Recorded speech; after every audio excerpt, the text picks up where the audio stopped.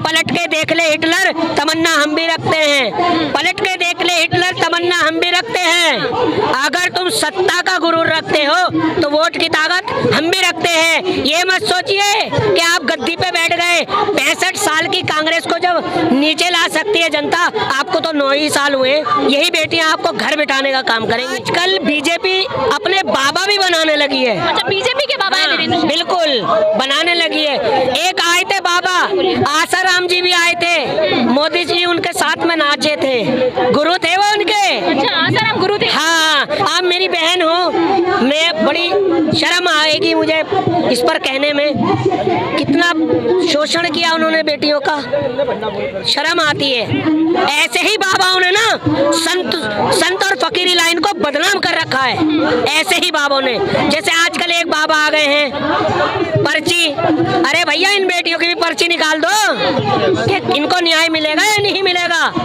आजकल मनोज तिवारी जी जो पिंकिया के पापा हैं, अगर वो गाने लगे तो हो सकता है आदमी के कान बहरे हो जाएं।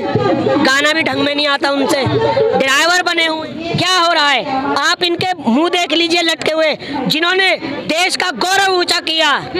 जब तो प्रधानमंत्री नरेंद्र मोदी चाय पे बुलाते हैं, आज एक टक्का ट्यूर तक का नहीं किया इन्होंने।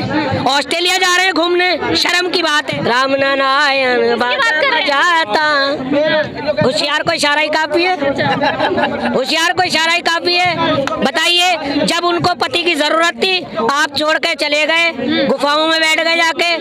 भाई सन्यासी संत भी पहले अपने घर वालों से इजाजत ली जाती है जब बना जाता है। तो जब आप में घर चलाने की हिम्मत नहीं, तो हमने उस इंसान को देश थमा दिया, क्या जिम्मेदारी होगी उस पे। मैं भी एक मुस्लिम परिवार से हूँ, मेरा नाम मेहताब हिंदुस्तानी है। और सुनिए, मैं कोई कैमरे पे चमकने के लिए बात नहीं कर रहा। मेरी साक्षी मलिक मेरी बहन है, अगर उनका पसीना बहा, अगर मेरे खून की भी जरूरत पड़ी ना, रात को आधी रात को भी तैयार हूँ, खून बहा दूंगा। और सुनिए मैडम, मुसलमान कभी गद्दार नहीं होता, मुसलमान कभी गद्दार नहीं होता। हम 5 टाइम की नमाज पढ़ते हैं, इस जमीन से इतना प्यार करते हैं, इसको कम से कम 5 टाइम की नमाज में 100 बार चूमते हैं, और मरने के बाद इसी में मिट्टी में मिल जाते हैं। जो ये गद्दार बताते हैं ना, ये मनुवादी सरकार है। और सुनिए, हम इनके जो मंसूबे हैं कामयाब नहीं होने देंगे। हिंदू मुस्लिम सिख ईसाई सब है मिलके भाई भाई। हिंदू मुसलमान एक थाली में खाता था, खाता रहेगा, चाहे ये कितनी तोड़ने वाली राजनीति कर ले। आप दलित को हिंदू नहीं मानते, कुमार को हिंदू नहीं मानते, धोबी को हिंदू नहीं मानते, ईसाई को हिंदू नहीं मानते, सिख को हिंदू नहीं मानते, तो क्या 3% पे हिंदू राष्ट्र बना लोगे आप? क्योंकि पहले मैं भी अंधभक्त था। अच्छा, पहले अंधभक्त थे, मोदी जी के सपोर्टर थे, बहुत बड़ा, लड़ने को तैयार हो जाता था। मैं भाई, मैं ये बदलाव कैसे हुआ? ये बदलाव हुआ जब मुझे नौकरी नहीं, रोजगार नहीं। मैं बन का भाई, ये तो सच कह रहे हैं कि हम तो फकीर आदमी हैं। भाई मेरे हाथ में झोला थमा दिया इन्होंने, तो इस वजह से मेरी आंखें खुली। अच्छा जी, आज का देश का जो युवा है, आज का युवा रोजगार मांगता है, कपड़ा मांगता है, बेघर मकान मांगता है, भूखा रोटी मांगता है। आप क्या कर रहे हैं? अडानी अंबानी जी की जेब भर रहे हैं। गरीब गरीब हो रहा है, अमीर अमीर हो। नमस्कार, मैं हूं तनु और आप देख रहे हैं नेशन की। पर इस वक्त मैं दिल्ली के जंतर मंतर पर हूं। यहाँ तमाम जनता की भीड़ आपको दिख रही है जो लगातार पहलवानों के समर्थन में आई है। पहलवान जो है जंतर मंतर से निकलकर हनुमान जी के दर्शन करने पहुंचे, और दर्शन करने के बाद लगातार यहाँ पर वापस आ रहे हैं। अटकलें लगाई जा रही है कि वो मस्जिद भी जाएंगे, वो संसद भी जाएंगे, और इसके अलावा वो सड़कों पर निकलकर लगातार अपने प्रोटेस्ट को जनता के बीच ले जाने की कोशिश कर रहे हैं। मेहताब हिंदुस्तानी जी, लगातार बेटियां जंतर मंतर पर प्रदर्शन कर रही थी और अब प्रदर्शन बाहर भी करने लगी, क्या वजह है इसकी? देखिए, आपने भी एक जिक्र किया कि वो गुरुद्वारे भी जा रहे हैं, मंदिर भी जा रहे हैं और मस्जिद भी जा रहे हैं, तो मैं आपसे एक इसी से शुरुआत कर रहा हूँ कि हम मंदिर भी जाएंगे, हम गुरुद्वारे भी जाएंगे, अपनी सीता बहनों को न्याय जरूर दिलवाएंगे। वो सतयुग के रावण थे, ये आज युग के रावण हैं, यही सीता बहन रावणों को शमशान पहुंचाएंगी। तो देखिए, मेरी बात सुनिए, बड़े शर्म की बात है, बड़े शर्म की बात है।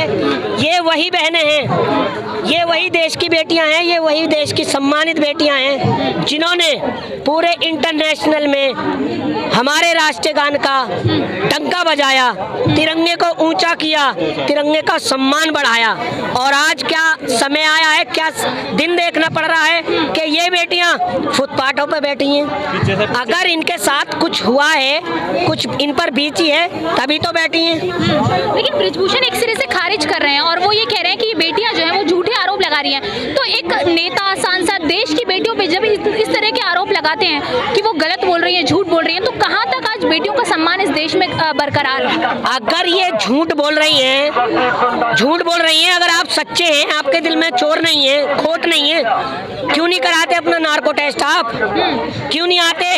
बात करिए ना आप आन के, क्यों एक टूक क्यों नहीं बोलते? क्यों भागते हो आप मीडिया से, क्यों भागते हो आप पत्रकारों से?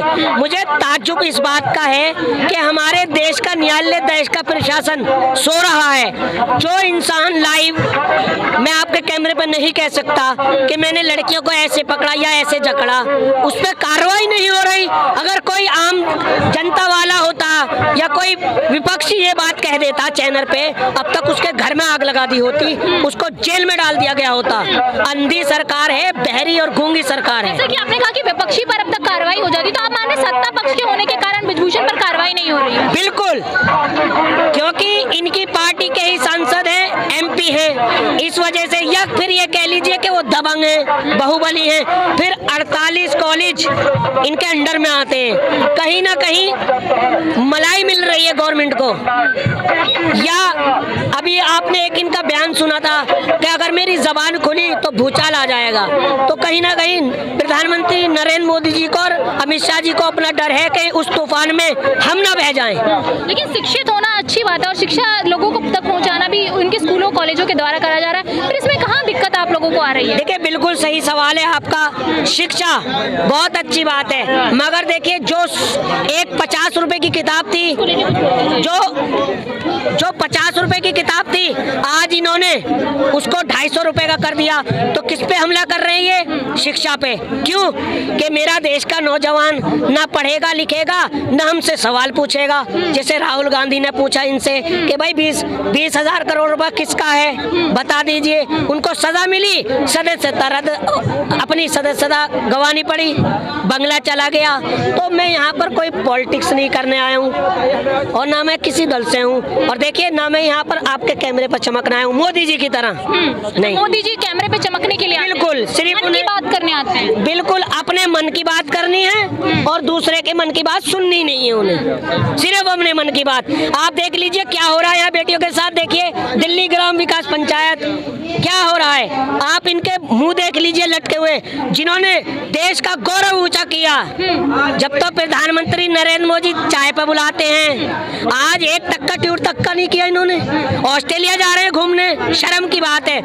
आज अभी सुना भी नहीं होगा आपने, एक न्यूज चल रही है, गोदी मीडिया दिखाएगा भी नहीं, क्योंकि पहले मैं भी अंधभक्त था। अच्छा, पहले अंधभक्त थे, मोदी जी के सपोर्टर थे? बहुत बड़ा, लड़ने को तैयार हो जाता था मैं भाई। मैं ये बदलाव कैसे हुआ? ये बदलाव हुआ जब मुझे नौकरी नहीं, रोजगार नहीं। मैं बन का भाई, ये तो सच कह रहे हैं कि हम तो फकीर आदमी हैं भाई। मेरे हाथ में झोला थमा दिया इन्होंने, तो इस वजह से मेरी आंखें खुली। अच्छा जी, आज का देश का जो युवा है, आज का युवा रोजगार मांगता है, कपड़ा मांगता है, बेघर मकान मांगता है, भूखा रोटी मांगता है। आप क्या कर रहे हैं? अडानी अंबानी जी की जेब भर रहे हैं। गरीब गरीब हो रहा है, अमीर अमीर हो रहा है। देख लीजिए हालत, किसान बेटी और जवान सड़क पर हैं, जिनकी खातिर आज हम खुल के सांस ले रहे हैं। जो मेरे नौजवान सैनिक जो बॉर्डरों पर हैं, क्या हालत हो रही है उनकी, वो यहाँ पर। राकेश टिकैत और खाप पंचायत उनके समर्थन में लगातार आ गए हैं। क्या लग रहा है आपको, राकेश टिकैत ने जिस तरीके से किसान आंदोलन जीत लिया था, क्या राकेश टिकैत ये मानते हैं कि उनका बेटियों को समर्थन देना वाकई बेटियों को न्याय दिला देगा? मैडम देखिए, वो हर आदमी, वो हर हिंदुस्तानी, वो हर घर का बाप, वो हर घर का भाई इस समर्थन में आएगा जिसके बहन है, बेटी है, वो चाहे पॉलिटिशियन हो या कोई भी हो। मतलब जिसकी बहन बेटियां नहीं है वो समर्थन नहीं कर सकते? अरे उसको कैसे, आप एक महिला हैं, पत्रकार हैं, आप मुझसे ज्यादा दिमाग रखती हैं। जिसके बेटी ना हो, जिसके बहनी ना हो, तो या उसको कैसे दुख होगा दूसरे का?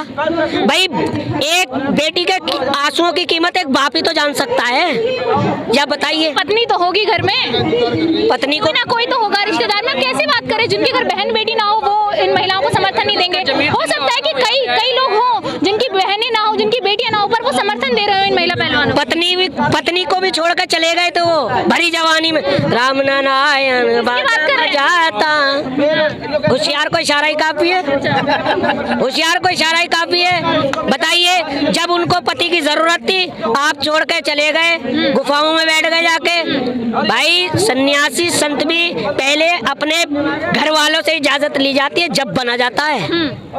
तो जब आप में घर चलाने की हिम्मत नहीं तो हमने उस इंसान को देश थमा दिया, क्या जिम्मेदारी होगी उस पे? अक्सर ये कहते भी हैं कि जो मुस्लिम समुदाय के जो लोग हैं वो हमेशा अपने एक समुदाय के लोगों को समर्थन देते हैं। जैसे बिल्किस बानो का मामला हुआ था, कई लोग ये भी कहते हैं कि जो सोशल मीडिया यूट्यूबर्स हैं वो लगातार उस समर्थन में उतरते हैं, लेकिन जब हिंदुओं की बेटियों की बात आती है तब उस पर मुसलमान खड़े नहीं होते। लेकिन आज जंतर मंतर पर मैंने देखा है कई मुस्लिम महिलाएं और मुस्लिम समुदाय भी समर्थन दे रहे हैं। आप क्या संदेश इस वक्त देश को देना चाहते हैं, क्योंकि लव जिहाद और ट्रैप्स में फंसने की जैसे मामले बहुत ज्यादा मेन स्ट्रीम इस वक्त चला रहा है? ऐसा कुछ नहीं है देश में। मैं भी एक मुस्लिम परिवार से हूँ, मेरा नाम मेहताब हिंदुस्तानी है। और सुनिए, मैं कोई कैमरे पर चमकने के लिए बात नहीं कर रहा। मेरी साक्षी मलिक मेरी बहन है, अगर उनका पसीना बहा, अगर मेरे खून की भी जरूरत पड़ी ना, रात को आधी रात को भी तैयार हूँ, खून बहा दूंगा। और सुनिए मैडम,